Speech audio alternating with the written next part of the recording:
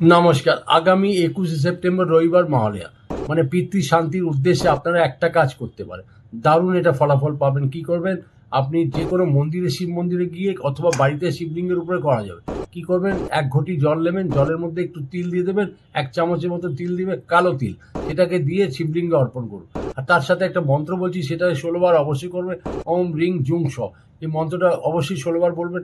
এই ক্রিয়াটি আপনাকে এই ক্রিয়াটি করলে মানে আপনার যে পিতৃরা আছেন তারা অতি অবশ্যই প্রসন্ন হবেন এবং আপনার যশ মান সম্মানের বৃদ্ধি ঘটবে।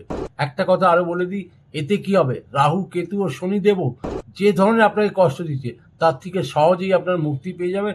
আর এই একটা বিশেষ কথা বলছি, যে আপনার জন্মছকে যদি পিতৃ দোষ থাকে, পিতৃ ঋণ আর তার সাথে পিতৃদের অভিশাপ যদি থাকে, তাহলে সেটার থেকেও মুক্তি লাভ করতে পারেন।